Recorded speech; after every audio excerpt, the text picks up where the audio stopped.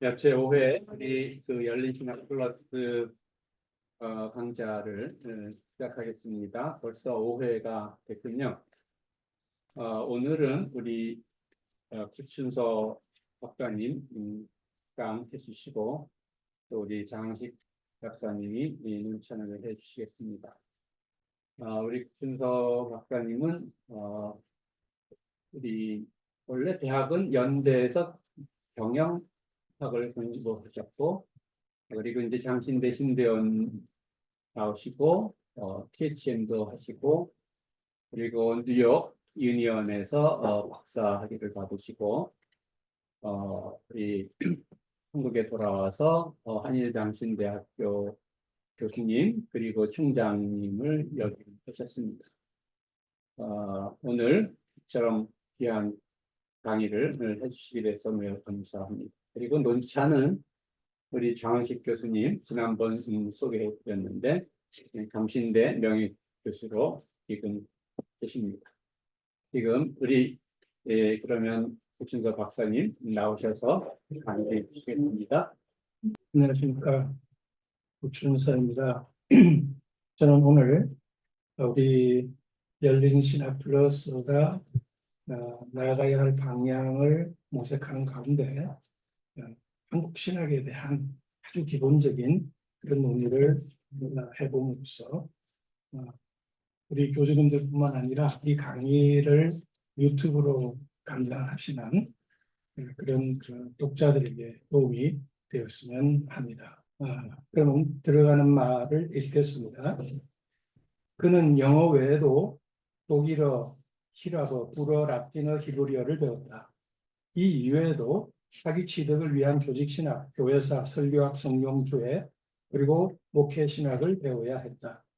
그것도 모자라 그는 별로 알려지지 않은 중세의 한 신학자에 대한 논문을 작성하고서야 학위 취득에 필요한 요구사항을 겨우 충족시킬 수 있었다. 마침내 그가 원하는 것을 얻었다. 그토록 고대했던 신학 박사 학위였다.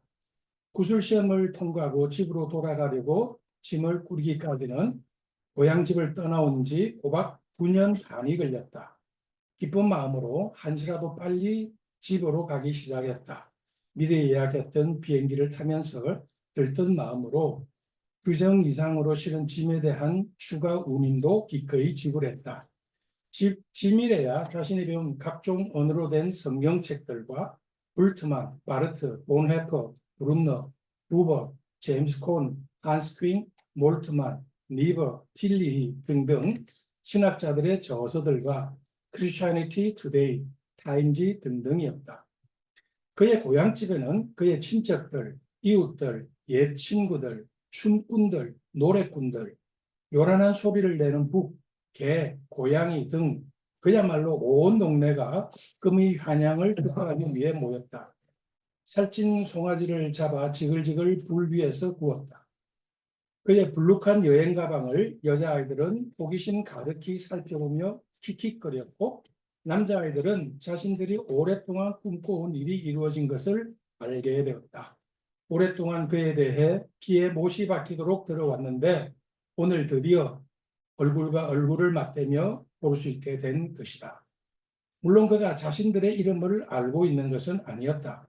그러나 그가 자신의 해외 경험에 대해 이야기할 것이었다.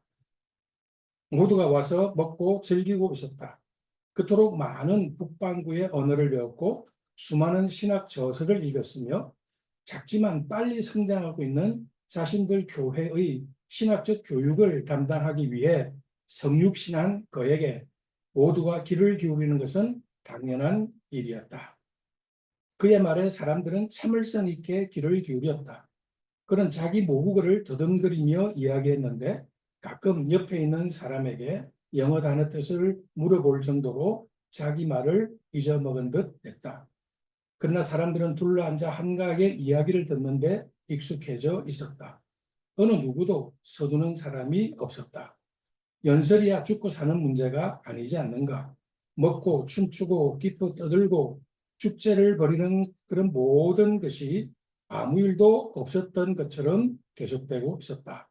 마침내 모든 사람들이 그토록 기다렸던 그가 돌아왔기 때문이었다. 갑자기 날카로운 비명 소리가 들려왔다. 누군가 땅에 넘어진 것이다. 공교롭게도 그의 손 위 누이였다. 그녀는 결혼하여 자식을 6을 두고 있었고 여전히 건강했었다. 그는 그녀에게 급히 달려갔다. 사람들은 그에게 길을 터주었고 그를 주시하고 있었다. 빨리 병원으로 데리고 갑시다. 그가 다급하게 외쳤다. 이 소리에 그들은 충격을 받은 듯했다. 그는 조용해졌다. 그들은 그녀를 굽어보고 있는 그를 지켜보고 있었다. 왜 아무도 그의 말에 동조하지 않았을까? 마침내 한 초등학생이 입을 열었다. 저기요, 가장 가까운 병원이 50마일도 더 떨어져 있고요. 더구나 거기 가는 버스도 없어요. 다른 사람이 덧붙였다. 그녀는 귀신이 들렸어요. 병원에 데려가도 소용없을 거예요. 병원은 그녀를 고치지 못해요. 마을 주장은 그에게 말했다. 자네는 10년이나 외국에서 신학을 배우지 않았나? 그러니 지금 자네 누이를 도우게. 그녀는 그녀 고조모의 영에 의해 고통을 당하고 있네. 그는 주위를 살폈다. 그는 천천히 일어나 불틈 안에 책을 찾아 집어들고 뒤에 색인을 찾아 그가 원하는 페이지를 찾아 신약 성서들의 귀신 들린 사건에 대해 읽고 또 읽었다. 물론 그는 자신이 원하던 답을 얻었다. 불트만은 귀신 들린 사건을 비신화화하고 있었던 것이다. 그는 자신의 누이가 귀신 들린 것이 아니라고 주장했다. 그러나 마을 사람들은 외쳤다. 당신 누이를 구해요. 그녀는 귀신에 들렸어요. 그러자 그는 다시 반박했다. 그러나 불트만은 귀신 들린 사건을 비신화화했단 말이에요. 물론 이 이야기는 실제로 있었던 일은 아니다. 은비티라고 하는 아프리카 신학자가 아프리카인들은 아프리카 대륙의 입장에서 신학해야 한다는 것을 강조하기 위해 지어낸 이야기이다. 그러나 이 이야기를 그냥 단순한 흙으로 웃어 넘기기에는 너무나 많은 시사점을 갖고 있다. 이 이야기는 신학이 그 땅에 사는 사람들의 현실을 반영하여 이루어지지 않는다면 얼마나 허무맹랑한 낭비에 불과한지 보여준다. 그래서 신학은 하늘에서 툭 떨어져서는 안 된다. 신학은 땅에 발을 디디고 살아가는 사람들의 좌절과 고난, 그리고 한의와 미래의 희망을 담아 이루어져야 한다. 신학이 우리가 태어나 살아가는 이 땅의 사회를 근거로 하지 않는다면 공허한 말잔치에 그치고 간다. 오래전에 읽었던 이야기인데 미국 종합대학에서는 우편 배달부가 신학과를 theology 디파트먼트를 지올로지 디파트먼트로 혼돈하기도 하고 또 프린스턴 세미너리를 프린스턴 세미터리로 혼돈했다는 그런 이야기들도 있을 만큼 이 신학에 대한 그런 뭐랄까요? 그 사람들은 이 별교 사람들이가 소외되어져 있는 그런 것을 느끼기도 합니다. 이 이야기가 주는 교훈에 공감한다면 한국 사람은 한국 신학을 해야 한다는 자명한 명제가 도출된다. 문제는 한국이란 단어와 신학이란 단어의 결합이 잘 맞지 않는 옷을 입은 것 같은 어색함을 준다는 데 있다. 왜 한국이라는 단어가 신학 앞에 수식으로 붙을 때 어색함을 느끼는가? 한국 사람이 하는 신학은 다 한국 신학이 아닌가? 역으로 한국 사람들이 아닌 외국인들은 한국 신학을 할 수 없는가? 신학을 한국적이게 하는 것은 무엇인가? 한국의 많은 신학자가 하는 신학이 한국적이 아니라면 그 원인은 무엇인가? 그리고 그 원인을 어떻게 극복할 수 있는가? 한국 신학을 하려면 이런 많은 문제에 답해야 한다. 열린 신학 플러스가 한국 신학을 전개하려면 이런 고민을 해야 하지 않을까. 한국 신학이라는 말이 어색하게 들리는 것은 기독교가 외래 종교이고 따라서 기독교 신학도 본래 한국 것이 아니기 때문이다. 개신교가 전래될 때 한국인이면서 기독교인이 된다는 것은 자신의 고유한 종교 전통을 버리고 새로운 서양 종교를 받아들이는 것을 의미했다. 개신교 선교사가 이 땅에 처음 왔을 때는 일본 제국주의의 침략이 본격화되던 시절이었다. 왕실을 비롯해 많은 민족 지도자들은 선교사를 파송한 미국이 우리 민족 편에서 일본 침략을 막아줄 것을 기대했다. 처음 개신교는 우리 민족의 기대에 부응하는 듯했다. 학교와 병원을 세우고 한글을 보급하고 일제에 저항하는 한국인들을 보호하려 했다. 하지만 불행하게도 미국 정부는 처음부터 우리 민족의 비참함에 관심이 없었고 노골적으로 일본 편을 들었다. 여기는 있지 않지만 당시에 미국 대통령은 테오도로 루즈벨트였습니다. 네덜란드 계통의 백인이었는데요. 조선 사람들은 미개해서 스스로 통치할 수 없다. 그래서 일본의 식민지가 되는 것이 더 낫다. 이런 말도 있고, 우리가 보낸 많은 조선 사절단들을 철저하게 무시했고, 가스라테프트 밀약을 맺어서 일본은 한국을 지배하고 미국은 필리핀을 식민지로 만드는 그런 제도를 일으켰던 철저히 백인 중심적이고 일본 지향적인 그런 대통령이 당시의 대통령이어서 우리 한국의 기독교가 급성장할 수 있었던 배경에는 미국의 대외 정책, 조선의 정책에 대한 실패에 따른 우리 민족이 도탄에 빠졌던 것, 그런 것이 일차적인 원인이 되고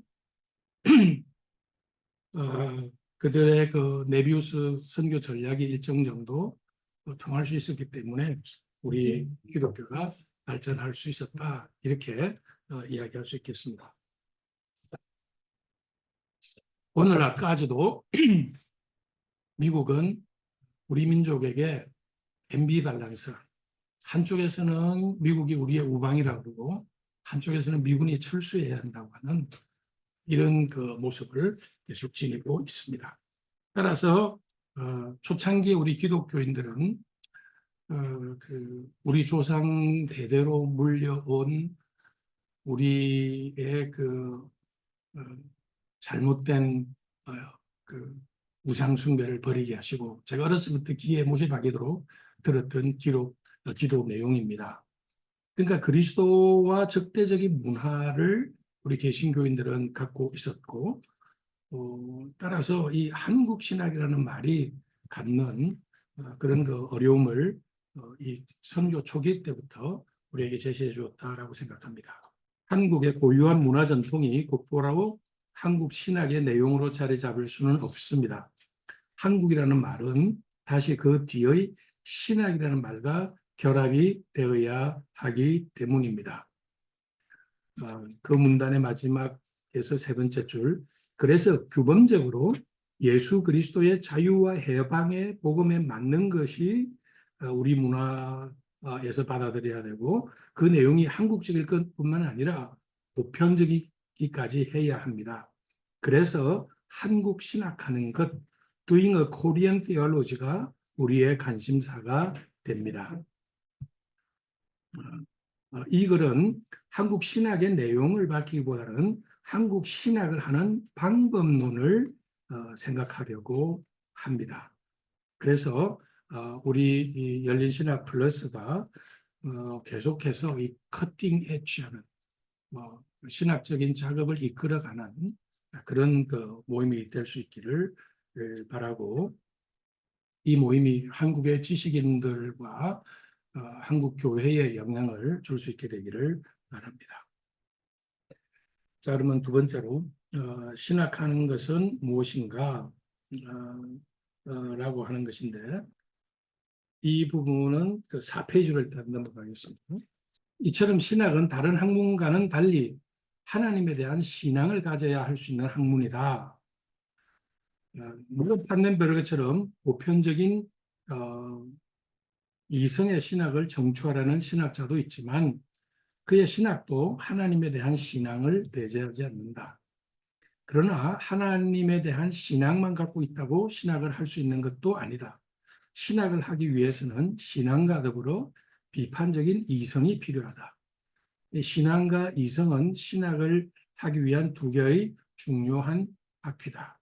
이성은 신앙에 대해 비판적으로 성찰한다. 우리가 신앙하는 내용이 실제 삶에서 그대로 경험되지 않기 때문이다. 가령 전능하신 하나님으로 믿는 우리의 신앙과는 달리 하나님은 언제나 전능한 분으로 우리에게 경험되지 않는다. 이 세상에 존재하는 악이 그 예다. 전통적으로 신정론으로 알려진 이 예에서 보듯이 신학한다는 것은 우리가 신앙하는 내용과 경험이 일치하지 않을 때 생긴다. 신학의 변정적 기능이 그것이다. 신학은 우리 신앙인이 가질 수 있는 여러 가지 질문에 대답하는 것이기 때문이다. 가령 기독교 역사상 최초로 성서 비평을 시도한 초대교회 당시 켈시우스는 예수의 부활은 후대의 신격과 결과로 보았다. 또 성육신은 하나님을 불변성에 모순된다고 비판했다. 무엇보다 그는 세상의 마성의 힘을 그리스도가 정복했다는 기독교의 주장은 마성적인 힘이 여전히 세상을 지배하는 현실에 모순된다고 비판하였다. 초대교회는 이런 비판에 대답하는 변정적 신학을 보완해내야 했다. 이렇게 신학은 신앙인이 믿는 신앙의 내용을 우리 현실 경험과의 결의를 이성적으로 메꾸려는 과정에서 생긴다. 사실 신앙의 내용과 현실의 경험이 일치하지 않는 간격이 크면 클수록 우리의 신학적 사고는 더 풍성해진다. 포에르바하는 고통스러운 현실이 우리의 사고에 우선한다. Suffering precedes thinking 이라고 말했다. 신학하는 것도 마찬가지다. 고통스러운 현실은 우리의 신앙 내용을 질문하고 성찰하게 만든다. 요약한다면 신학을 하기 위해서는 하나님에 대한 신앙이 필요하고 또 그 신앙하는 면을 이성적으로 이해해야 하는 노력이 있어야 한다. 신학은 학문이기 위해서 논리적이어야 하며 체계적이고 일관성이 있어야 한다. 이런 면에서 신학은 사이언스인 것이다. 그런데 신학은 이론적인 학문으로 그치는 것만으로 부족하다. 신학은 신앙인의 삶과 공동체를 변화시킬 실천을 전제한다. 구스타브 구티에레즈는 해결을 빌려 다음과 같이 말한다. 신학은 인간에 대해 기본적인 인간의 원칙에 대한 비판적 성찰이 되어야 한다. 이렇게 접근할 때 신학은 우리 자신의 개념적 요소를 다 소유하면서 자신을 인식하는 심각한 담론이 될 것이다. 우리가 신학을 비판적 성찰이라고 할 때 이 인식론적인 면에만 한정하는 것이 아니다. 경제적이고 사회문화적인 문제에 대해 명확하고 비판적인 태도와 그리스도 공동체에 대한 성찰을 말하는 것이다. 복음의 메시지를 선포하고 성내전과 교인에 의한 구호활동으로 교회는 인간 역사의 심장에 하나님의 나라를 선포한다. 그리스도 공동체는 자선을 통해 일하는 신앙을 고백한다. 그것은 참자선, 실천, 그리고 다른 사람들에 대한 봉사에 대한 헌신이다. 적어도 그렇게 되어야 한다. 신학은 성찰이다. 비판적 태도이다. 신학은 뒤따라간다. 신학은 두 번째 발걸음이다. 헤겔이 철학에 대해 말한 것이 신학에도 적용된다. 신학은 태양이 석양에 넘어갈 때 떠오른다. 그 다음 5페이지 실천하는 학문으로서의 신학은 공동체적으로 이루어져야 한다. 하나님의 은총이 공동체적이듯이 신학자들의 작업도 그러하다. 특별히 신학자가 몸담고 있는 현실을 보다 잘 파악하고 실천을 효과적으로 하기 위해서는 학제 간 접근이 필요하다. 사회를 변화시키는 실천은 신학자 단독의 힘으로는 불가능하다. 실천은 바로 다른 학문가의 대화와 협력을 요구한다. 그 다음 문장 맨 아래줄입니다. 두 번째 줄. 여기서 중요한 문제가 등장한다. 신학자는 누구를 위하여 accountability 신학하는 것을 분명하게 해야 한다. 그래야 그 신학이 분명해지기 때문이다. 이 과정에서 주로 대화하고 영향받는 자가 누군지 드러난다. 자신이 누구를 위하여 신학하는지 분명히 하는 것은 오늘 한국 상황에서 매우 중요하다. 여성 신학은 가부장 제도에서 고통받는 여성의 해방을 위한 신학이다. 흑인 신학은 백인 우월주의에 의해 억압받는 흑인들을 위해 신학한다. 남미 해방 신학은 서구에 종속되어 동당하는 난민의 해방에 초점을 맞춘다. 한국 신학은 하려는 우리는 누구를 위해 신학하는가? 교회와 사회의 기득권자를 위해 신학하는가? 교권주의자들을 위해 신학하는가? 이 땅의 소외된 자들에게 그리스도의 해방과 자유를 선포하기 위해 신학하는가? 그러나 신학은 특수한 상황에서 고통당하는 사람을 위한다 해도 그것이 신학, 사이언스인 이상 설득력과 타당성을 가져야 한다. 좀 길지만 다음 글을 살펴보면 이는 분명해진다.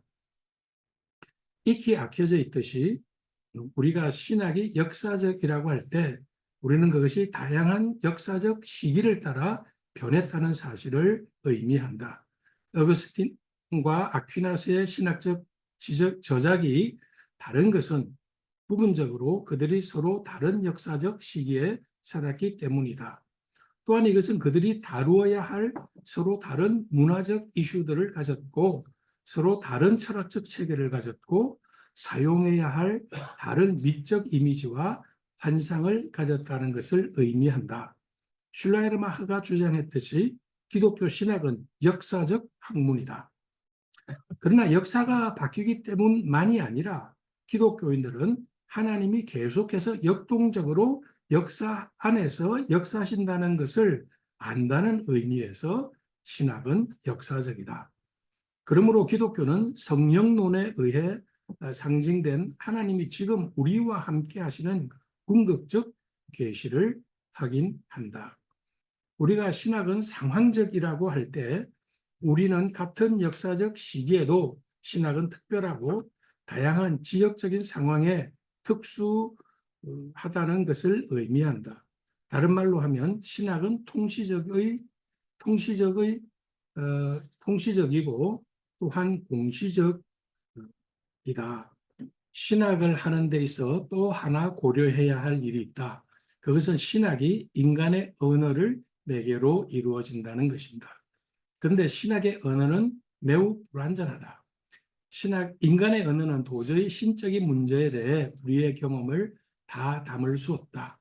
그래서 불교에서는 분리문자니 비논리적 논리라는 전통이 생겼고 우리 기독교 신학에서는 필연적으로 상징과 은유와 해석이 필요하다. 따라서 신학은 언어가 신적인 경험을 제대로 매개하는지 관심한다. 그래서 신학은 해석학적이다. 쭉 넘어가겠습니다. 인용 16번입니다. 신학은 인간의 작업이며 언제나 그래왔다. 신학은 인간의 역사적 사건들과 경험들에 근거한 것이고 그리고 그것들을 해석하는 일이다. 신학은 인간이 만들고 고안한 용어들과 개념들을 사용한다. 신학은 인간이 명상하고 반성하고 추론하고 말하고 쓰고 읽는 과정을 통하여 수행하는 것이다. 처음 신학이라는 용어가 만들어졌을 때는 기독교 신학을 지칭하는 것은 아니었다. 그러나 초대 교부들이 이 용어를 차용한 이후 이 말은 그리스도교 신학을 가르치는 말이 되었다. 신학은 교회가 믿고 가르치는 내용을 분명하게 하고 비판적으로 검토하는 기능을 감당하였다. 특히 칼 마르크스 종교 비판 이후 신앙의 내용을 해명하는 것보다 구체적으로 사회를 변화시켜야 한다는 신학이 많이 생겨났다. 수많은 해방의 신학들이 그러했습니다. 그래서 이제 신학하는 것이 어떤 것인지 말씀하고 마치려고 합니다. 앞에서 현실과 우리의 신앙의 내용이 괴리가 생길 때에 우리는 신학하게 된다고 했습니다. 이 때문에 신학자는 당시 지배적인 신학이 자기 공동체의 주요한 문제에 대답하지 않을 때 새로운 신학을 모색합니다. 과학의 발전과 마찬가지로 신학도 패러다임의 전환에 의해 바뀌게 됩니다. 유대교 전통에 반발한 사도 바울, 가톨릭 신학에 반대한 종교 개혁자들, 정통 신학에 반대한 19세기 자유주의 신학자들, 자유주의 신학을 반대한 칼 바르트와 신정통주의 신학, 유럽의 백인 남성 신학을 거부한 민중신학, 흑인신학, 남미 해방신학, 여성신학 같은 갖가지 해방신학이 그러했습니다. 이들은 기존의 신학을 반대하기 위한 신학을 했다고 생각합니다. 그래서 이 신학을 하기 위해서는 맨 말에 첫째, 기존 신학을 부정하고, 다른 예를 든다면 칼 바르트의 인간론으로 제임스 코는 박사학위 논문을 썼습니다. 그렇지만 그는 칼 바르트가 브루너의 노 하는 그런 그 신학적인 작업을 미국에 가져와서 백인 신학에 대해서 노라고 하면서 흑인 신학을 만들었던 것입니다. 그래서 기존의 신학을 자기 스승의 신학일 거라도 부정하고, 그래서 자신의 신학을 정립하고 다른 신학자와 동료들과 대화하면서 자신의 신학을 가다듬게 됩니다. 따라서 신학자들은 누구와 대화하는가가 대단히 중요합니다. 기독교 초창기에는 신학 철학자들과 대화했습니다. 그 이후에 정치, 경제학, 문화인류학, 심리학, 사회학, 각종 예술인들, 최근에는 자연과학자들이 신학자의 중요한 대화자로 떠올랐습니다. 여기서 하이라이트 하고 싶은 것은 자신을 동조하는 대화 상대자들보다도 더 중요한 것은 자신의 신학을 반대하는 적대자와 대화하는 것입니다.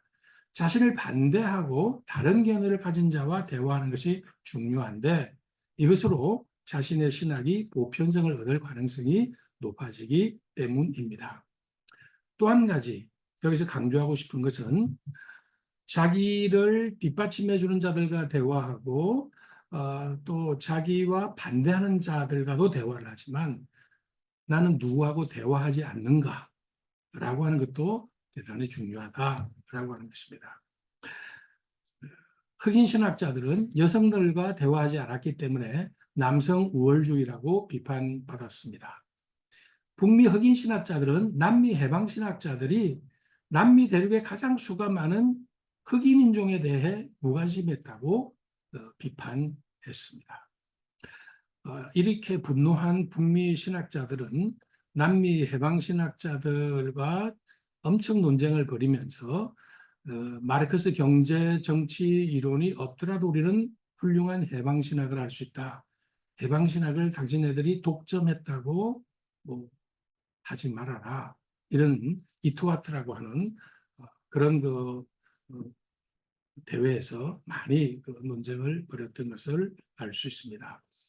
그들은 남미 해방 신학자들이 두 명의 즉 칼 마르크스와 칼 바르트의 영향 아래 그들의 신학을 전개한다고 비판했습니다. 쭉 내려가서 이제 한국 신학에 대해서 말씀을 해보겠습니다. 신학이라는 말 앞에 한국이라는 수식어가 붙게 될 때에 한국 신학을 전개하려면 한국적인 것이 무엇인가 규명해야 합니다. 이렇게 할 때에 박성준 이라는 사람은 한국적이라는 말을 다음과 같이 정리했습니다. 나는 오늘을 살고 있는 한국인으로서 우리의 역사적 삶을 한국적으로 규정하는 것은 대단히 중요하다. 이렇게 생각을 해서 한국에 있는 시간과 공간성에 대해서 살아가는 것이 중요한 통찰이라고 얘기했습니다. 쭉 내려가서 한국적이라고 할 때 우리가 살아가는 총체적 삶의 환경을 한국적이라고 해야 한다라고 하는 것입니다.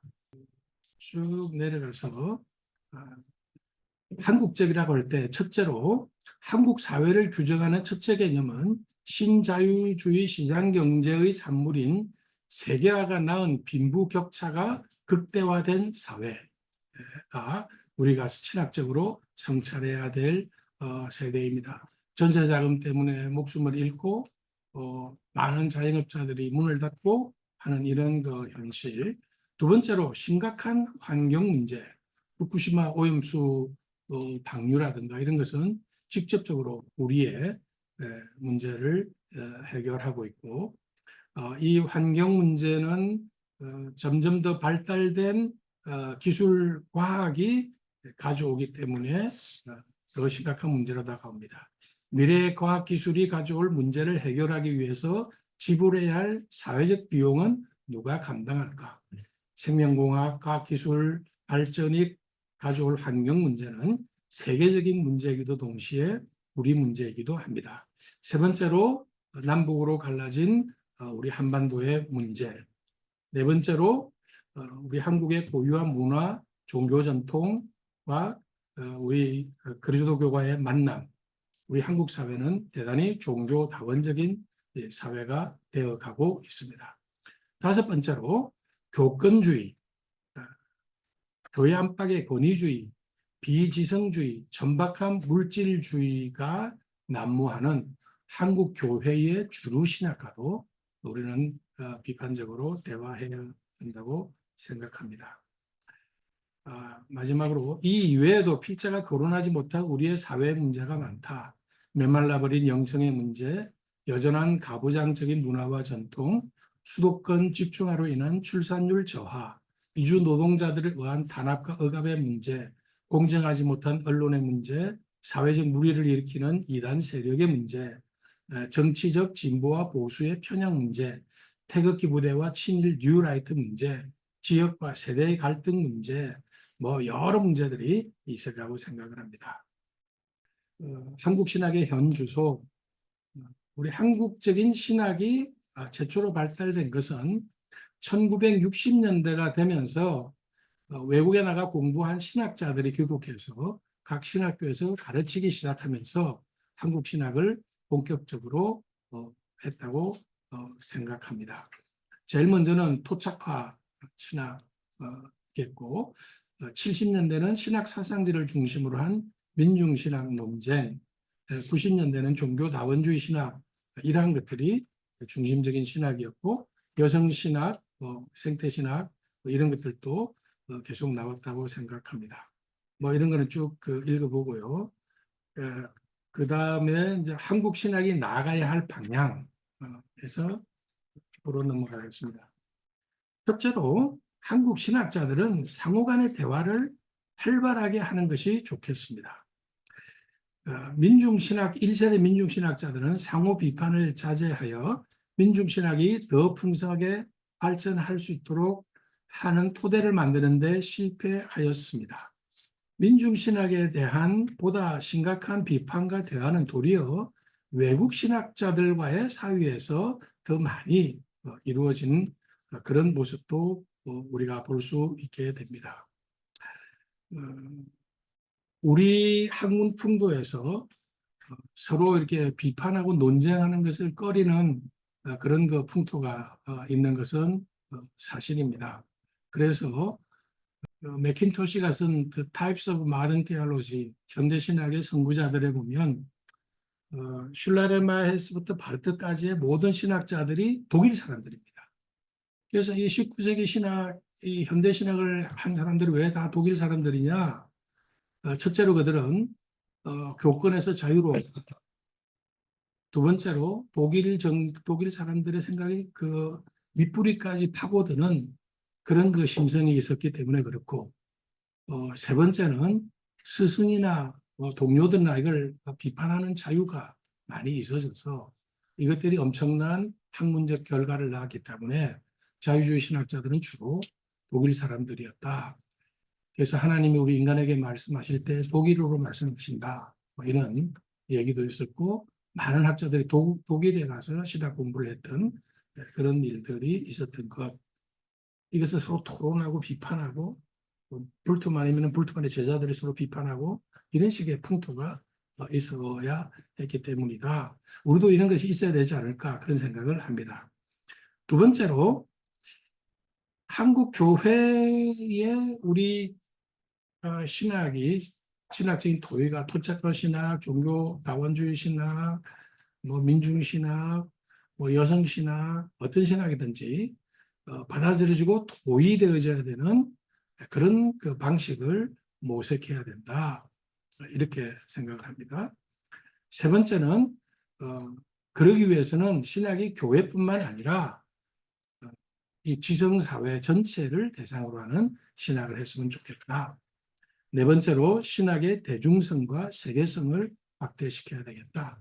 우리 신학자들과 대화해 보면 외국 신학자들 못지않게 훨씬 훌륭한 신학자들 많습니다.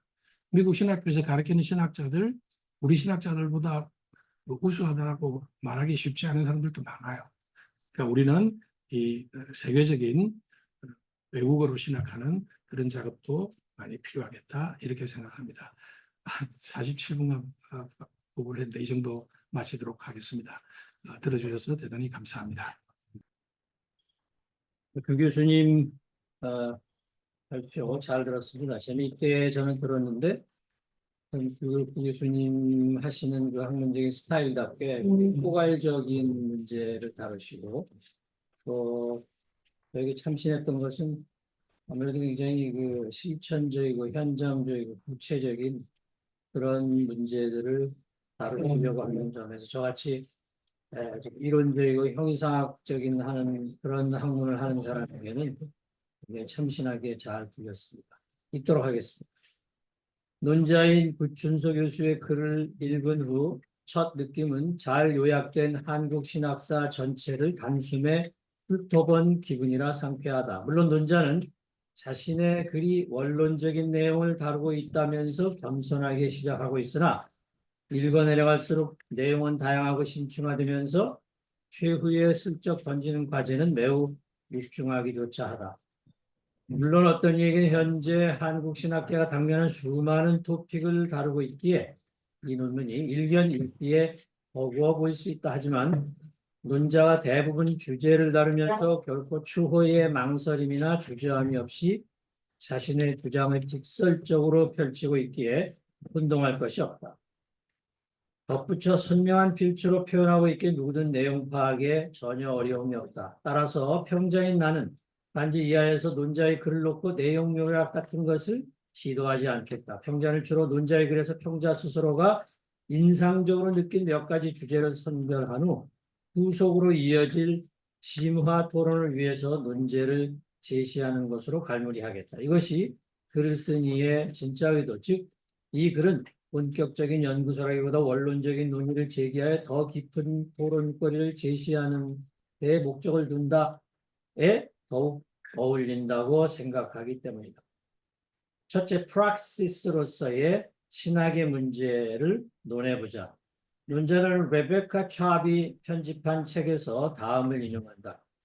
인용, 실천에 대한 생각을 분명히 하자. 그 서론에서 그 단어는 해방하는 이론과 실천의 상호 관련을 뜻한다.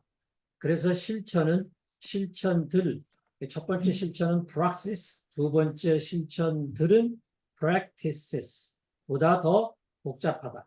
그것은 이론과 실천이 합하여 목표를 향하는 것에 초점을 맞춘다. 인용이 끝났습니다. 평자는 논자의 글에서 일관된 주제를 하나만 꼽으라면 주저없이 이를 꼽겠다. 신학은 모름지기 praxis. 저는 이제 일본 아이들이 praxis라고 번역하는 것을 우리가 그냥 통용해서 쓰고 있는데 행위라고 번역해도 좋다라고 생각을 해서 저는 행위라고 그렇게 주로 많이 쓰고 있습니다. 오늘은 그냥 돌아가면서 쓰겠습니다. 과도하게 난해한 형이상학적인 글을 통해 현장감을 상실하거나 상황이나 컨텍스트와 상관없이 훅세무민하는 글을 써서는 안 되는 것이 물론이고 한국 신학이 이루어지는 것은 결국 오늘 이 시대를 살아가는 대다수 서민들의 삶의 현장, 평화를 필요로 하고 미래를 향한 희망의 근거가 되는 그들의 삶의 현장이라고 정리해야 하기 때문이다. 여기서 쉽게 제기되는 질문은 실천을 실천하는 문제, 실천을 행하는 문제, 즉 프라시스로서의 실천이라는 개념과 주제를 직접적으로 행할 때 직면하는 어려움의 문제이다. 신학의 핵심은 이론이 아니라 실천에 있다는 것은 누구나 아는 상식. 하지만 막상 실천을 구체적으로 행할 때에 프락시스로 옮기려고 할 때 어려움이 가중된다. 왜 행이 어려운가? 이는 논자에서 너무나 잘 지적되고 있다. 논자에 따르면 신학이라는 명칭이 지닌 theology가 단지 이론적인 작업이라고 오해하는 사변적 신학자들이 많아서 어렵다. 이건 물론 저의 표현입니다마는 그런 느낌을 받았습니다. 하지만 무엇보다 자본주의 세계화와 연결된 교회의 상업화와 그것과 결탁한 교권주의자들의 외면, 무관심 때문에 어렵다. 하지만 가장 큰 문제는 또 있다. 언제나 실천은 좋은 이론으로 뒷받침된 후에 그것을 통해 민중이 교화되고 의식화되는 과정을 거칠 때 효율적인데 한국교회는 이 문제에서 아직도 가야 할 길이 멀다. 다원화된 탈근대주의 시대에 각각의 입장이 지닌 다변화와 상대화로 인해서 상반된 입장을 하나로 만드는 것이 우선 어렵다. 하지만 논자가 지적하는 대로 오늘의 기독교가 교회의 부흥의 차원에서 어려움에 봉착하면서 근본주의가 부활하려는 움직임이 있기에 어렵기도 하다. 그렇다면 이렇게 복잡하게 얽히고 설킨 실타래를 어떻게 하나씩 풀어 나갈 수 있을까? 이것이 우리 앞에 놓인 어려운 과제이다. 둘째, 하지만 논자는 이에 대한 하나의 해답을 제시하고 있다. 신학, 특히 한국 신학이 만나고 해결해야 할 상황과 맥락이 다양하다는 것을 먼저 인식해야 한다는 것이다. 논자의 주장을 직접 인용하자. 신학자는 다양한 대화에 임해야 되는데 그 대화의 상대자가 누구인가 대단히 중요하다. 초창기에는 철학자였고 그 후에는 정치, 경제, 문화, 인류, 심리, 사회, 예술인이 되기도 했다. 최근에는 자연과학자들이 신학자들의 중요한 대화자로 떠올랐다. 자신을 동조하는 대화 상대자보다 더 중요한 것은 자기 신학을 반대하는 적대자와 대화하는 것이다. 자신의 신학이 보편성을 얻을 가능성이 높아지기 때문이다. 잘 알다시피 프락시스로서의 행을 강조하고 실천을 강조하는 신학이 제기되는 비판 중에 하나는 그것이 쉽게 신학의 본질, 진리로서의 신에서 떠나고 보편성을 잃는다는 것이다. 자신이 처한 실천적인 상황이 요구하는 다양한 주문을 들어주려 하다 보면 자칫 자신의 입장이 지니는 국지성에 갇히게 되면서 다른 입장과 갈등을 빚는 난관에 빠지기 쉽고 이로써 보편성을 잃고 방황하기 때문에 논자는 이를 경계하면서 위의 인용문의 끝에서 보편성의 확보는 다양한 파트너와 대화하는 것에 덧붙여 적대자와 대화하는 것이라고 말한다. 이는 하버마스와 로티의 유명한 논쟁을 떠올리게 한다. 그들의 논쟁의 결론은 보편이란 결국 다양한 적대자와의 끊임없는 소통 자체라는 것이다. 이것이 헤겔리아누스 하버마스의 주장이다. 제가 이거 인용을 못 했는데요. 알다시피 로티 하버마스가 거의 20년 이상을 논쟁했습니다. 하나는 이제 대륙 철학을 대표하고 로티는 아메리카 철학을 대표하는데 로티는 이제 아메리카 철학에서 해체주의를 한 사람이죠. 데리다 못지않게. 그러다 보니까 굉장히 그 보편 이런 거를 깨려고 하는 객관 이런 거를 깨려고 하는 저희 우리나라에도 그게 우연성, 아이러니, 연대성 이렇게 번역되어 있고요. 그런 논쟁을 즐기는 사람으로서 그러나 하버마스는 보편성을 어떻게 해서라든지 보호하려고 하는 이런 것이 이제 다른데 그러나 결론은 비슷합니다. 자, 계속 읽겠습니다.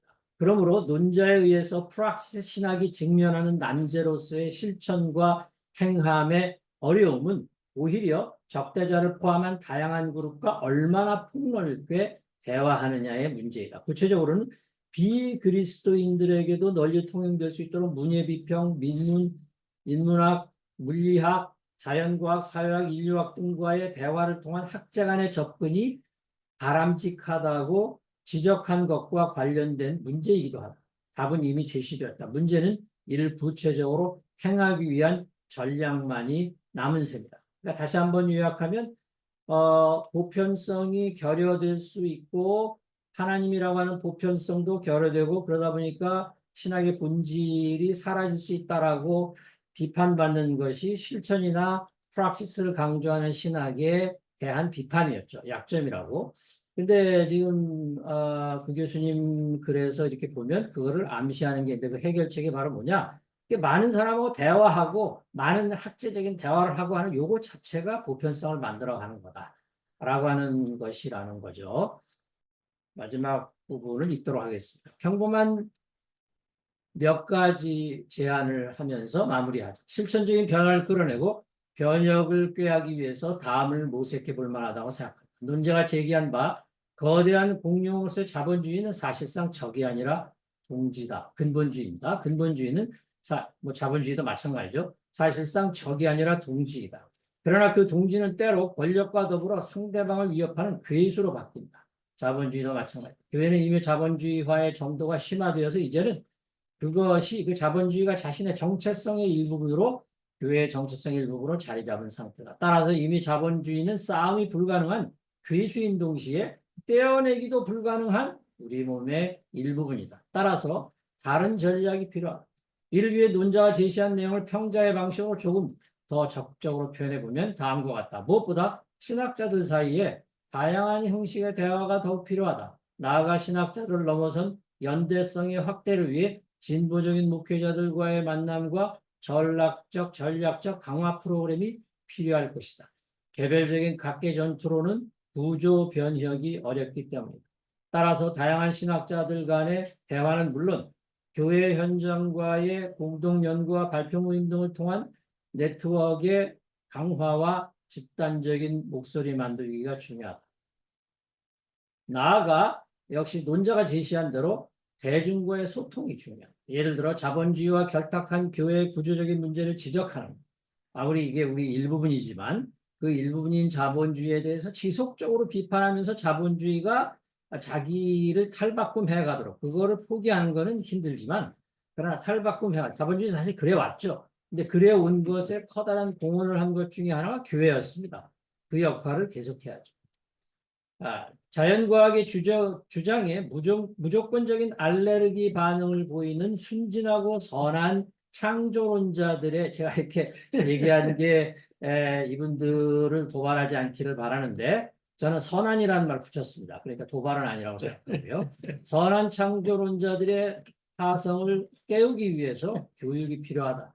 이를 위해 신학자들은 신학의 담론을 대중화함을 통해서 평신도들이 접근하기 쉽게 한, 이 역시 논자가 지적한 대로 많은 국내 신학자들이 이미 실천하고 하고 있는 일입니다. 지치지 않고 때를 기다리면서 슬기롭게 방향을 모색하는 가운데 끊임없이 지속해가는 과제만이 남아있다. 제가 요 끝 만물에다가 제가 하나를 덧붙였는데 그 인쇄는 안 됐습니다. 제가 뭐라고 붙였냐면 구 교수님 거를 저는 하나를 이렇게 좀 통일하고 싶었어요. 너무 문제가 많은데 그거에서 놓치지 않고 싶은 하나가 있었어요.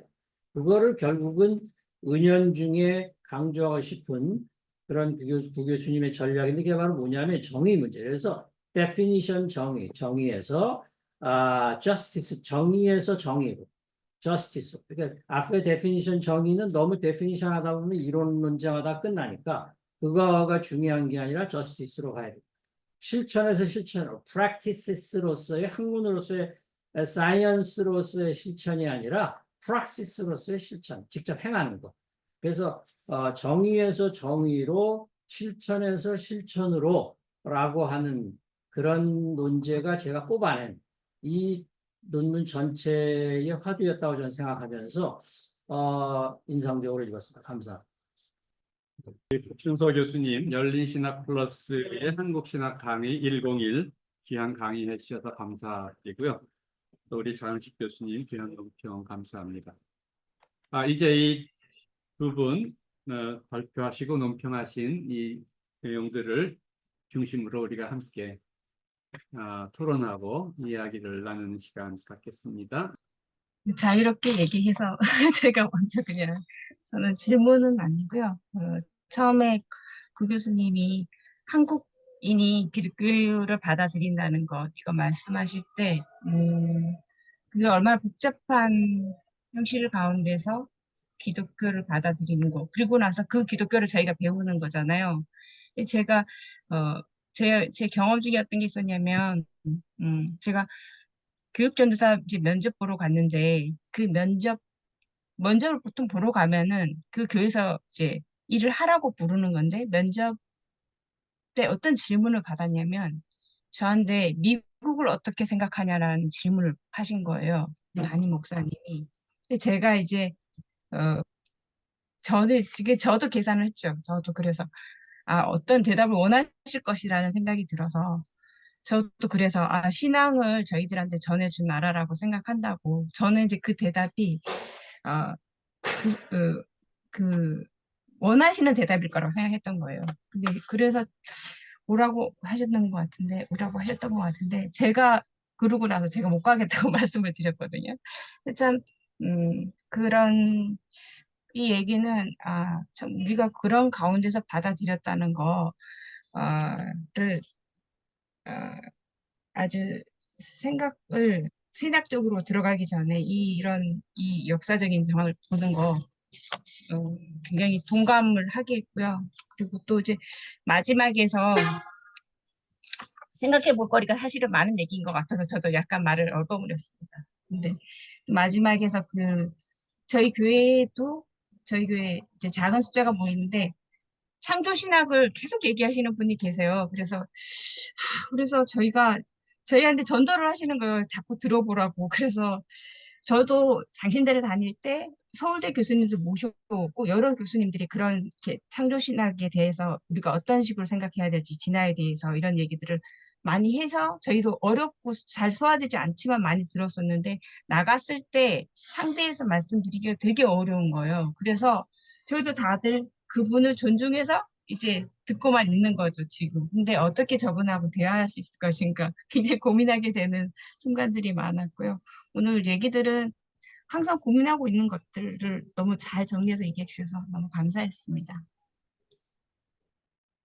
제가 느낀 거는 방향을 쭉 말씀하신 것 같아요. 많은 내용을 배울 수 있었고요. 이제 한 가지 저는 한국 교회의 한국 신학의 방향을 생각했는데 평소에 제가 생각했던 것은 과학기술 문명이 이거는 이제 거스를 수 없는 현실이고 모든 사람들이 일상생활에 신학이 과학기술 문명 친화적인 소통의 방향이 조금 더 강조되어야 되지 않을까. 여기서 말씀을 하셨습니다. 말씀하셨는데 추가해서 앞으로 좀 우리가 그 방향으로 가야 되지 않을까. AI 시대가 전기가 일 문명을 바꾼 것 이상으로 세상을 바꿀 거라고 하는데 그렇게 바뀌게 되면 이는 신학을 어떻게 하고 또 교회는 어떻게 문제 해결하는지 생각해 봤으면 좋겠다는 그런 생각이 들었습니다. 저는 이제 저도 한국 신학이 어떻게 나가야 될지 그리고 무엇을 할지에 대해서 이제 고민을 많이. 그다음에 이제 한국 교회와 한국 신학이 교회로부터 상당히 유리돼 있다는 생각을 해요. 요즘도 이렇게 보면은 발표되는 신학 논문들을 보면 사실 교회적이고 구체적인 교인들의 관심사나 신앙적이고 영적인 어떤 이런 문제들을 하고는 좀 더 많이 동떨어진 그런 주제들을 많이 하는 걸 많이 보고 있습니다. 제가 이제 평신도 일반 교인들하고 대화를 해보면은 사실은 아까 창조신학, 창조과학 얘기도 있지만은 얘기가 잘 안 돼요. 그 얘기가 잘 안 되고 관심사도 틀리고 일반 교인들은 주로 성경에 관심이 많더라고요. 성경을 읽으면서 성경에 대해서 궁금한 거 이런 걸 질문을 하는데 저는 나름대로 신학자로서 열심히 대답을 해주지만은 납득을 못 하더라고요. 수긍을 안 하고 납득을 못 하고 서로 따로 놀고 있는 그런 느낌을 갖고 있어요. 그래서 아이 신학도 그렇고 신학자들도 그렇고 일반 교인들과 교회와 너무 유리돼서 뭐 어떻게 다시 이렇게 대화를 할 수 있도록 우리를 이렇게 말하자면은 그뭐 뭐라고 표현할까요? 낮춘다 그럴까? 아니면 언어라든지 생각이라든지 뭐 신학의 심지어는 내용도 좀 일반 교인들의 관심사나 교회적인 어떤 칼빈 신학교는 어코모데이트. 어쨌든 하여간 적응을 예. 이게 초점을 맞춰야 되는 것이 큰 과제다. 그래야 뭐가 되겠다 하는 그런 생각이 들고요. 세 번째는 이제 일반 학문이나 일반 사회, 또 아까 자본주의 말씀도 하고 그랬는데 신학 실천 얘기도 하고 그 신학이 일반 다른 사회와 대화를 하고 또 무엇인가를 협력하면서 사회를 위해서 기여를 해야 되는데 신학이 생각하는 어떤 현실 인식 하고 일반 사람들이나 일반 그 학문이나 이런 사람들의 현실 인식이 좀 다른 것 같은 느낌이 들어요. 관심사도 다르고 목표도 다르고 현실 인식도 다르고 그래서 신학이나 신학자들의 세계는 일반인들, 일반 사회와 너무 또 동떨어져 있는 그런 어떤 뭐 상아탑, 진공관 뭐 그런 데 들어가 있지 않느냐 하는 이제 그런 생각이 들어서 근본적으로 신학의 유용성이 의심받고 있는 시대가 아니냐. 교회로부터도 그렇고 일반 사회로부터도 그렇고 어, 일반 교인들로부터도 그렇고 신학이 왜 필요한 건지 왜 하는 건지 무엇에 쓸모가 있는 건지 단지 신학을 안 하면 어, 사역자가 될 수 없기 때문에 신학을 하고 그다음에 전도사가 되고 목사가 돼서 이제 현장에 나가면 더 이상 신학을 뭐 굳이 안 해도 되는 이런 식이 되면은 결국 신학의 미래는 없다. 그런 점에서 위기라고 보는 것이고요. 그래서 그런 점들을 어떻게 해결할 수 있을지 그런 게 상당히 우려되는 점들이고 또 관심사고 그렇습니다. 거기에 대해서 우리 구춘호 교수님이나 또 김성원 교수님 같은 분들이 한번 좀 대답을 좀 해주시면 어떨 것 같습니다. 어, 일단 우리 정황식 교수님이 해주신 그에 대해서 굉장히 제가 감사하게 생각을 했고요.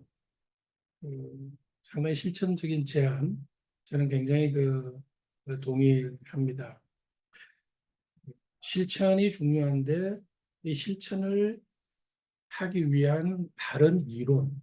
그래서 옛날에 이제 운동권들 얘기 들어보면 올바른 이론에 의해서 이 운동이 지도되어야 된다. 또는 교회에서도 바른 신학에 의해서 목회가 인도되어져야 된다. 그래서 신학 없는 목회는 어, 공허하고 목회 없는 신학은 뭐 블라인드 순서가 바뀌었는지 칸트를 인용해서 그런 이야기를 또 많이 하는데 우리 동서양을 비롯해서 알면 행한다, 지행합일 같은 것은 굉장히 중요하다고 생각을 하는데 그 공동체적, 이론적, 실천적인 것이 담겨 있는 것은 우리 조상들도 그랬고 아까 서양에서 커뮤니케이션에 대한 논쟁에 대해서 소개해 주셨는데 이황하고 기대성이 사당 칠정론을 놓고 그 어려운 시기에 빨리 편지를 주고받으면서 논쟁을 벌였단 말이죠. 그런 전통들이 우리가 좀 되살리는 것이 필요하지 않을까. 올바른 진리를 제시하기 위해서 이런 생각이 들고 어거스틴과 펠라기우스, 칼빈주의와 알미니안주의, 마르트와 브룬너 이런 사람들의 이 논쟁들이 훨씬 지성사를 또는 신앙의 경지를 높이는 그런 것이 됐다면 우리도 뭐 이런 내용들을 좀 살려야 되지 않을까 이렇게 생각을 하고 그런데 이제 그런 논쟁에서 굉장히 중요한 것은 도덕경 41장에 보면 뛰어난 사람은 도에 대해 들으면 힘써 행하려 하고 어중간한 사람은 도에 대해 들으면 이럴까 저럴까 망설이고 못난 사람은 도에 대들으면 크게 웃는다. 이런 그 내용이 있는데 보통 사람들은 그냥 애가 아무것도 아닌데라고 웃을 정도의 그 쉬운 그런 그 제시. 예수님의 가르침은 좋은 나무가 좋은 열매 맺는다. 굉장히 그 쉬운 내용이잖아요. 좋은 나무가 좋은 열매 맺고 나쁜 나무 나쁜 열매 맺고 이런 식의 그 내용을 그 닮으면 어떨까 하는 이제 그런 생각을 했습니다. 두 번째는 이제 우리 이 교수님께서 제시해 주셨듯이 이 교회에 있는 분들하고 우리 신학이 너무 괴리되는 것 같은 그런 내용인데 이게 참 어려운 것 같습니다. 교회에 바로 써먹을 수 있는 신학을 신학교에서 안 가르쳐요. 그러니까 나는 이제 최근에 와서 제가 가르친 데는 더군다나 더 시골이니까 이분들이 저 농촌에 가서 이렇게 가르칠 텐데 바르티의 신학이 어떻고 몰트만의 신학이 어떻고 이런 거를 알게 하는 것이 중요할까? 아니면 정말 그 생활의 지혜, 삶의 지혜 이런 것들을 어떻게 나누어 줄 수 있도록 훈련시키는 것이 글쓰기 훈련시키고 저는 그럽니다. 우리 학생들한테 자, 이런 내용을 갖고 있고 장항식 교수님께서 이렇게 제시해 줬던 여러 프로그램들 그는 저는 전적으로 동의한다고 생각합니다. 그리고 우리 신학교도 좀 바뀌어야 된다고 생각해요. 장신대가 우리 통합측에서는 제일 그건데 오래전에 이건 이제 오프 더 리코드 김사만의 신학 심포지움 이런 거 말이 됩니까? 네, 그래서 신학교가 우리와 있어야 되겠지만 이 교권 신학 감리교에서도 그전에 김홍도인가요? 교수들의 신학을 검증하겠다 그러고 그런 식의 이런 입장들은 좀 없어졌으면 좋겠다라고 생각을 합니다. 그래서 지금 우리가 관심 많이 가졌던 우리 열린 신학 플러스가 관심 많이 가졌던 자연과학과의 대화 이거는 그야말로 커팅 엣지 할 수 있고 우리가 갈 수 있는 그런 방향이라고 생각을 하고요. 우리 김성원 교수님. 아니 이게 자꾸 이제 큰일 났어 이거 생각도 안 나고 그래요? 저도. 교수님께서 말씀하셨던 그런 내용 굉장히 공감합니다. 그런데요 이게 참 신기한 게 이미 70년대 말 80년대 초에요 돌아가신 선암동 교수님이 그때는 이분들이 테야르드 자르댕하고 자연과 신학 이게 관심이 많아고 자이곤지 맨날 번역하고 이랬었어요. 그래서 후배들이 어쩌 이렇게 자연과학에 대해서만 얘기합니까? 그러면 야 테야르드 자르댕에 오메가 포인트만 오면 돼. 이래가면서 하셨거든요. 이러다가 이 양반이 헷가닥 해가지고 이거 아니고 이제는 민중의 신학으로 가야 된다. 이렇게 시작이 됐거든요. 그러니까 제가 막 교수님께서 발표하실 때에 얘기했던 것 같은데 이런 자연과학적인 이런 첨단적인 그런 것도 있지만 이것을 움직여가는 동력은 이윤추구 물론 인류에게 혜택을 베푸는 과정을 통해서 그걸 하지만은 예를 들면 많은 환자들에게 정말 필요한 약이요 비싸서 환자들이 못 사 먹는 게 수두룩합니다. 허락을 해주는데도 그런 것들 그러니까 그런 것들에 대한 논의들도 우리가 신학적으로 고려해야 되지 않을까 이런 생각이고 또 이게 사회적 비용이라고 얘기했는데 검은 이름 뭐예요? 리프킨 엘레지라고 하는 책에서 식물과 동물도 막 접종시키고 근데 이게 살아있어서 계속 이게 리프로덕션 한단 말이죠. 그러면 그게 앞으로 어떤 게 생겨날지에 대해서는 답이 없는 거예요.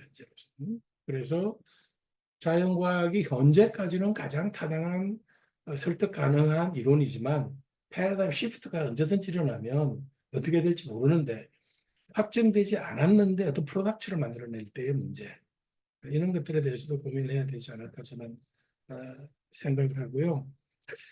아까 말씀해 주셨던 우리 여자 우리 동역자님께는 미국은 우리에게 굉장히 파라독시칼한 그런 존재입니다. 파라독시칼하다라고 하는 것은 한편으로는 우리에게 뭐 복음을 주고 이렇게 했지만 또 자기네들의 이윤 추구라는 것이 굉장하게 있었어요. 그래서 현재도 미국에 대한 우리의 이 감정은 미국 물러가라와 미국은 우리의 우방, 이게 지금도 있잖아요. 광화문에서 있고 다른 데서 이렇게 하듯이 우리 기독교도 아마 그런 걸 굉장히 잘 심각하게 생각해내야 되지 않을까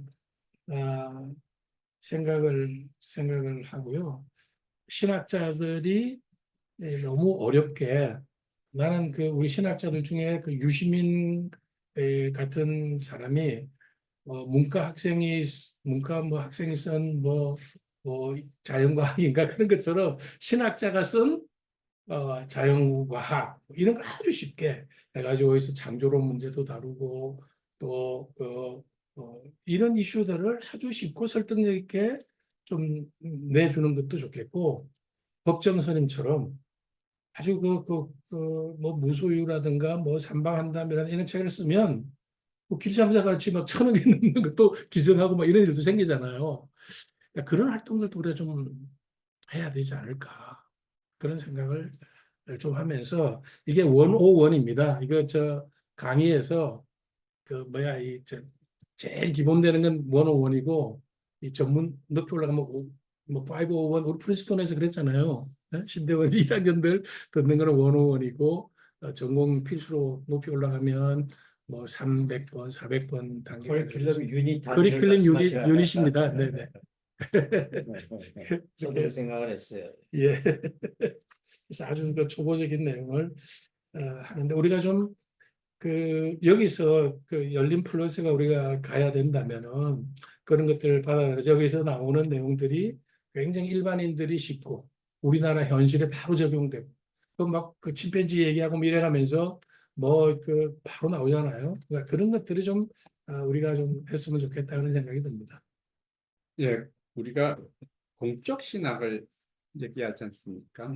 90년대 이후에 이 한국 사회가 이제 시민 사회로 들어서면서 공적 신학 얘기를 하는데, 공적 신학의 과제가 이제 한편으로는 대화적이고 소통적인 거, 그리고 다른 한편으로는 이제 사회적 섬김, 실천, 이쪽 두 가지 초점이 있다고 보는데, 대화적이고 소통적이라는 거는 이제 다른 한 분야들하고도 대화하고 소통하고, 그리고 이제 특히 두 가지 초점이 저는 있는 것 같아요. 성경 해석의 문제, 성경을 어떻게 해석해야 하는 문제, 그 다음에 오늘날에는 과학과 대화하는 문제, 그 문제가 이 대화 소통의 과제에서 굉장히 중요하다고 생각합니다. 왜냐하면 일반 평신도들은 여전히 이 성서 해석이 근본주의적이고 한국교회의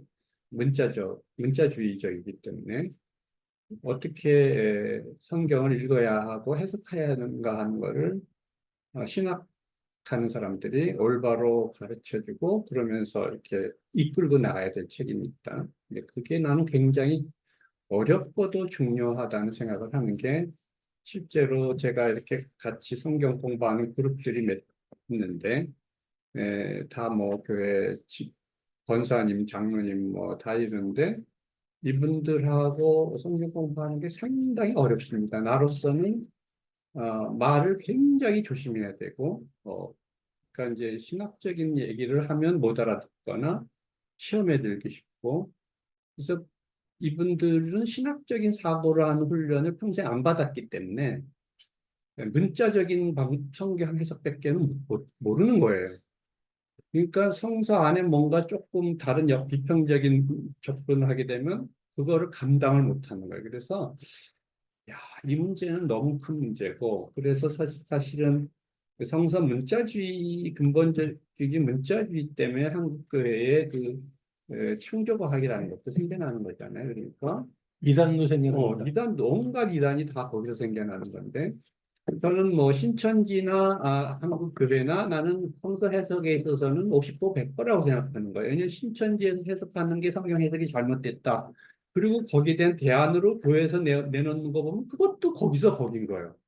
문자적으로 똑같이 하는 거예요. 문자지와 이게 알레고리는 다 메커니즘은 똑같아요. 메커니즘이 똑같습니다. 그래서 이 문제가 나는 굉장히 한국교회 현실 속에서 중요하고도 어려운 문제고, 또 오늘날의 그 과학적 세계에 있어서, 과학 시대에 있어서 우리가 과학적인 세계관과 대화하는 것, 그것이 하나의 기독교가 한국 사회에서 교회가 개토화되지 않고 사회와 소통할 수 있기 위한 굉장히 중요한 하나의 전제 조건이 아닌가 이런 생각이 들고, 또 하나는 이제 지금 우리 구춘서 박사님 오늘 발제하신 내용의 초점이 아무래도 민중신학적 관점에서 어, 그 신자유주의라든가 한국 사회의 이러한 그 만모니즘 어, 이런 거 비판하면서 이제 사회적 섬김 쪽으로 나가는 그런 차원에서 우리가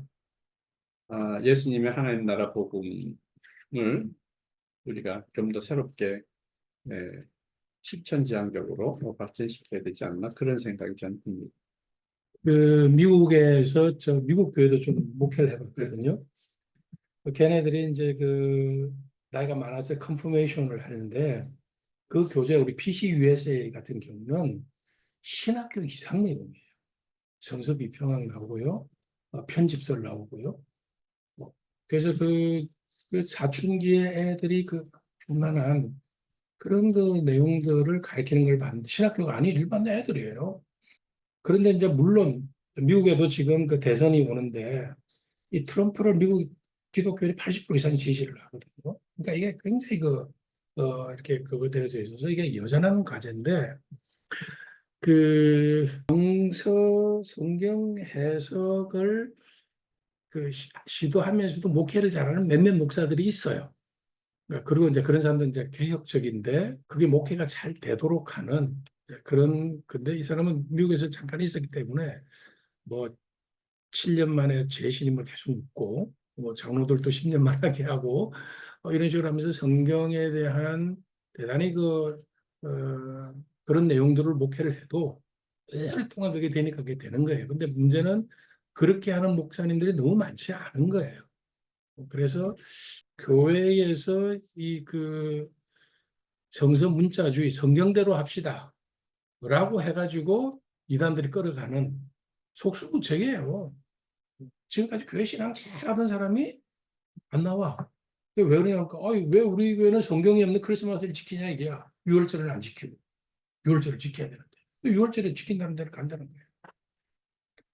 그러니까 이 성경에 대한 이 내용을 신학교에서도 교회에 적용이 될 수 있도록 어떻게 이걸 잘 해야 될까라고 하는 것이 상당한데, 근데 미국에도 이렇게 진보적인 이런 교회는요, 줄어들어요, 또. 미국 PC USA 교회는 우리 한국 장로교회 교인 숫자하고 비슷해요, 이제. 물론 이제 감리교회는 좀 다르긴 하지만. 많이 줄었습니다. 감리교회도 많이 줄었으니까? 야, 그러니까 이게 참 큰일. 클레몬트 신학교 팔려갖고 어디로 뭐 딴 데를 갔다는 얘기 듣고 내가 너무 놀랐어요. 뭐 플레어먼만 그렇지 않죠. 지금 여러 신학교가 다 뭐 샌프란시스코도 뭐 그렇고 그 유수한 신학교들이 그냥 무너지고 이상한 신학교들은 커지고. 아니 이상한 신학교, 저 보수 신학교인 풀러도 지금 위기거든요. 풀로는 완전히 뭐 팔고 뭐 또 다시 이쪽 회사 그쪽으로 또 왔어요. 우선 열린 이 모임의 이름이 열린 신학 플러스. 열린의 의미에 대해서 이렇게 짚어주셔서 저는 생각하는 재미가 되어서 열렸다는 의미가 미래를 향해서 과거에 닫혀 있지 않고 미래를 향해서 열려 있고 또 인간, 자연, 피조물에 대해 열려 있는 신학 지향하는 그런 내용이 있고요. 그런 관점에서 보면 지금까지 교수님들 발표하신 논문들이 다 이게 정리가 되는 것 같아요. 그래서 그 미래를 향해서 열려 있다. 그 윤철호 교수님 논문이나 김성훈 교수님 논문에 해당하고 인간이나 자연에 대해서 열려 있다. 이호학 교수님 발표하셨던 인간이고 그 한국 신학, 한국적 신학 오늘 부천석 교수님이나 장화식 교수님 얘기하셨습니다. 그래서 그렇게 정리할 수 있는 계기가 되었다라는 생각이 들었고요. 그다음에 오늘 발표하신 내용 중에서 궁금한 거는 그 발표하신 내용 중에 그 서남동 안병문에 관한 말씀을 하시면서 한국 민중의 이야기가 텍스트가 되고 성서가 콘텍스트가 되어야 한다. 이게 이제 서남동의 이야기인데 그런 게 바뀐 게 아닌가 텍스트와 콘텍스트가 민중이 컨텍스트가 되고 성서가 텍스트가 되어야 하지 않는가 그런 의문이 들었어요. 근데 안병무 또 선생님은 이걸 그걸 유지해. 예, 그거를 이렇게 하셔서 요거에 대한 말씀입니다.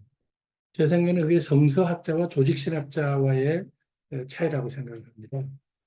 그러니까 서남동 교수님은 아까도 말씀하셨듯이 그 양반은 그야말로 그 자연과학과 신학과의 대화에 거의 집중을 하셨던 분이신데 그래서 전환 시대의 신학인가 그분이 쓴 책에 보면 자연과학과 신학에 대한 내용도 많이 나오고 아마 자이곤 같은 잡지를 굉장히 많이 번역하고 막 그래 소개하고 또 뭐 데야르데 샤르댕이니 뭐 이런 거 많이 하셨는데 그분이 그 한국 민중신학을 하다 보니까 두 이야기의 합류를 이야기하시면서 중심이 돼야 되는 것이 한국 민중의 이야기고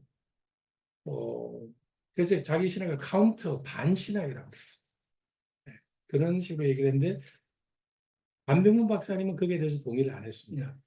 그래서 그래서 이제 좀 아쉬운 게 이 두 사람이 그 문제를 놓고 서로 좀 논쟁을 하고 그래가지고 이 논쟁이 좀 영어로 번역되고 이렇게 알려지고 막 이렇게 내어졌으면 얼마나 좋았을까 하는 생각인데 그런 걸 안 하셨어요.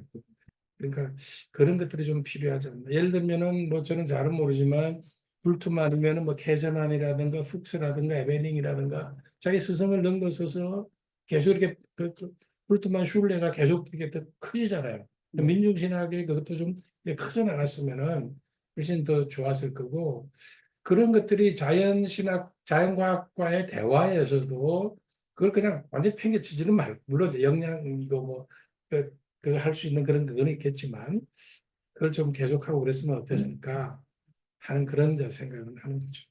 흑인 신학 말씀하시면서 흑인 신학 지향이 화해냐 아니면 해방이냐 이 예, 문제까지 갔다고 하는 게 참 그 이제 그 흑인 신학의 아이덴티티가 뭐냐? 제임스 콘의 제임스 콘이라는 사람의 동생이 있습니다. 그분이 그 박사학위 논문을 썼는데 박사학위 논문 제목이 The Identity Crisis of Black Theology.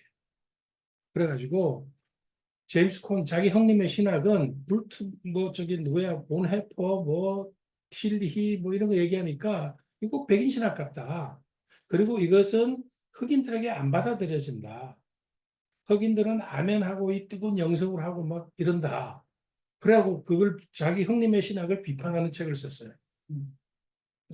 그리고 또 그 라버츠라고 하는 또 다른 신학자가 있는데 그 사람은 마틴 루터 킹이나 이런 분들은 미국에서 백인들과 화해해야 된다. 기독교의 복음의 중심은 막힌 담을 여시는 것이다. 라고 얘기했는데 제임스 콘은 뭐라고 반응을 하냐면 자기 동생 보고 이는 꼭 백인 부흥사들의 신학과 비슷하다. 그래서 흑인들의 그 입장을 억눌리고 미국에서 꿈을 보는 것이 아니라 드림을 보는 것이 아니라 나이트메어를 보는 이런 그 입장을 가져야 된다. 엄청 그 논의를 많이 했었습니다. 그래서 그런 것들이 그 흑인 신학들이 좀 풍성하게 해지는 그런 것들이고 또 그 사람들은 아프리카 신학하고도 또 막 논쟁하고 그래요. 근데 이제 우리는 이제 그런 것이 좀 약하지 않나 싶어요.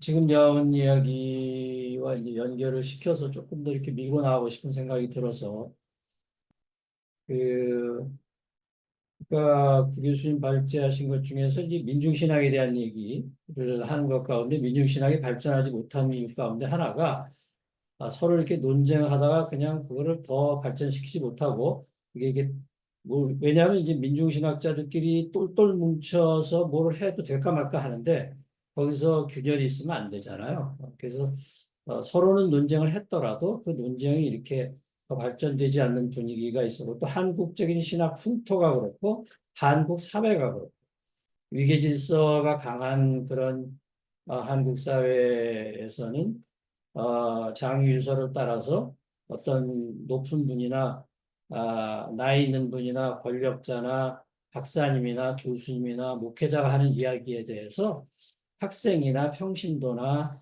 혹은 소위 언더독이라고 생각되는 양반들이 발언을 하는 것 자체가 굉장히 권위와 진리에 대한 도전으로 이렇게 이제 받아들여졌는데 이게 지금 깨지고 있는 단계에 와 있거든요. 저는 그렇게 느껴요. 그러니까 지금에 있는 그 MZ 세대들한테 그런 게 안 통하거든요. 그래서 이미 사회에서 직장에서 그런 것들을 바꾸려고 하는 문화가 어느 정도 아직 자리 잡지는 못했지만 빨리 우리가 이것부터 안 바꾸면 한국 사회가 더 이상 나갈 수 없다라고 하는 그런 진짜 경영학적인 측면에서 그런 거를 다루고 있기 때문에 제가 보기에는 조만간 시간은 좀 걸리겠죠. 그게 이제 정착이 되리라고 보는데 이건 우선 이제 대화의 스킬과 소통이라고 하는 차원에서 이제 그렇게 되는 것인데 저는 그게 학문에도 영향을 미치고 있고 심지어는 우리 신학이나 철학을 하는 특히 우리 보편, 진리, 절대 이런 것을 부여잡고 있고 신에 대한 진리를 말하는 신학 이거는 그거에 대해서 도전을 가한다든지 뭐 상대를 말하고 무슨 변화를 말하고 무슨 뭐 보편이 아니다라든지 뭐 우연을 말하고 그래서 진화론에 대해서 끝까지 반대할 수밖에 없는 거잖아요. 우연을 말해 이 세상이 우연적으로 창조됐다고 이제 그렇게 얘기하는 거에 대해서 반대할 수밖에 없는데 그러나 오늘날의 시대에는 소통을 누구든지 하기 위해서는 다 동등한 수평적인 위치에서 발언을 해야 되고 그래서 진리라고 하는 것도 하나가 아니라 굉장히 여럿이다라고 하는 것에 대해서 모두 인정하자. 만약에 어떤 사람이 진리가 하나다라고 계속 얘기하면 그 사람은 이데올로기 주의자다. 그 사람은 굉장히 편향적이고 도리어 지금 우리 사회가 발전하는 걸 깨는 사람이다라는 방향으로 나아가고 있기 때문에 우리 신학자들과 교회에 있는 목회자들도 그런 거에 대해서 이제 익숙해지지 않을 수 없는 시대가 저는 오고 있다고 보는 거죠. 그래서 이제 다시 추석 교수님 얘기로 돌아가면 그런 차원에서 볼 때 우리가 적대자와 얘기를 한다. 뭐 적대자와 얘기를 해? 그게 말이 좋지 그게 가능해라고 얘기하지만 우린 끊임없이 적대자와 이야기하려고 하는 그 불가능한 시도를 자꾸만 해야 되는 요청을 받고 있는 시대이고 이제는 다른 발언을 하고 다른 의견을 이야기하는 거에 대해서 기분 나빠하는 게 아니라 그런 다른 이야기를 하는 것 자체가 내가 못 본 면 아까 이야기하신 거 우리가 못 본 놓친 그런 누락시킨 거에 대해서 다시 보게 만드는 그래서 고마워해야 하는 그래서 제가 아까 얘기할 때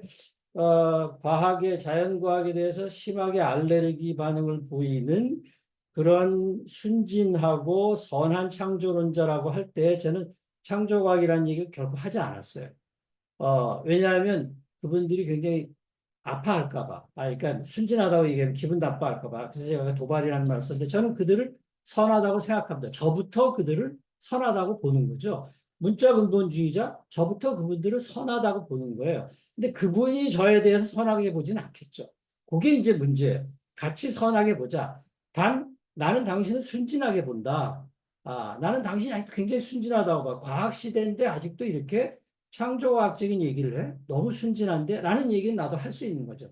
그러나 그분도 선하고 그분도 좋은 하나님을 믿고 있다라고 하는 점에서 동등하기 때문에 그런 차원에서 우리가 열린 대화를 하는 시도를 우리 열린 신학회부터 열린신학 플러스부터 자꾸 이렇게 시도해 나가면 이 어려운 과제지만 적대자와 대화한다든지 또 다른 이질적인 집단과 대화하고 심지어는 악하다고 생각되어지는 적대자와 대화하는 것이 물꼬가 트이지 않을까 그런 생각을 해서 제가 답변을 드리고 싶은데 첫째로 그것이 이제 그 자기가 자신이 있을 때 그게 이제 상당히 가능해집니다. 근데 지금 이제 MZ 세대들은 굉장히 이제 자신들도 많이 무장되어 있으니까 거침없이 이렇게 하는 별로 어려움 없이 자란 사람들이니까요. 축구협회를 보면 히딩크라든가 이런 사람들은 축구 선수들끼리 선후배 없다. 서로 같이 서울에서 밥 먹고 그렇게 할 때는 이게 상당히 그 실력이 올라갔었습니다. 그런데 다시 이 권위적이고 이렇게 시대가 뭐 축구가 막 후퇴되고 그 감독 뽑는 거 보세요. 거기에 대해서 이제 용감하게 또 박문성이라는 사람도 나와서 막 비판하니까 지금 우리 정부도 상당히 지금 이 자유로운 상황에 갔는데 또 억누르는 그렇지만 이게 궁극적으로는 우상향 방향으로 이게 많이 넓혀지는 방향으로 갈 거라고 생각을 하고 우리 열린 플러스는 거기에 더 연료를 공급하는 그런 그 기능을 하면 좋겠다 하는 그런 그 생각에서 상당히 좀 그거에 반동하는 세력도 있고 그런 거 가려고 하는 세력, 궁극적으로 가려고 하는 세력이 이길 거다 저는 그렇게 생각합니다. 예, 이제 뭐 좀 마무리를 할까요? 아니면 뭐 또 하실 말씀이 있으신가요? 후대가 넓어지는 것은 이 인구 감소와 더불어서 교회에 급속한 그 위축과 더불어서 굉장히 그 어려운 과제가 될 거라고 생각하고 그거는 하나님만이 해결해 주실 건데 그러나 분명하지는 이 교회가 우리가 중심이다. 우리가 메이저다라고 하는 생각은 버려야 됩니다. 다시 마이너리티로서 어떻게 우리가 하나님을 변증하고 교회를 변증하고 하는 주류에서 벗어나서 변두리 주변부로 가 있다라고 하는 생각을 할 필요가 있겠다라고 생각을 하고 그래서 우리가 열심히 노력해서 자연과학자들 중에서 신학적인 얘기 이런 거 하면 뭐 그냥 상대도 안 하려고 하는 그런 분위기에 우리가 대답할 말을 어떻게 준비할 것인가라고 하는 것은 굉장히 중요한 우리의 과제라고. 예, 오늘 발표해 주시고 또 논평해 주신 두 분께 다시 한번 감사드립니다. 나랑 다른 의견을 가진 사람들과 대화하는 거 되게 중요하다 이런 말씀이 중요한 말씀인 것 같습니다. 근데 한국적 상황에서 그게 참 어려운 것 같습니다. 한국적 상황에서 나랑 다르면 그냥 이단되고 학교에서 쫓겨나고 이런 분위기가 교권적인 분위기가 한국 사회에 굉장히 강하고 한국 교회에 그래서 사실 이건 옛날엔 뭐 또 조르다노 브루노라는 사람은 지동설 주장했다고 화형도 당하지 않았습니까? 그렇죠. 카톨릭교회 때 이게 또 교회의 역사이기도 합니다. 그래서 이러한 상황에서 우리가 정말 오늘날 우리 그 과학 시대에 대화하고 소통하고 하는 것이 참 어려운 과제면서도 또 중요한 과제가 아닌가 이런 생각을 하게 됩니다. 그분 발표해 주신 분, 참여해 주신 우리 박사님들 다시 한번 감사드립니다. 다음 우리 12월에 다시 뵙겠습니다. 감사합니다. 감사합니다.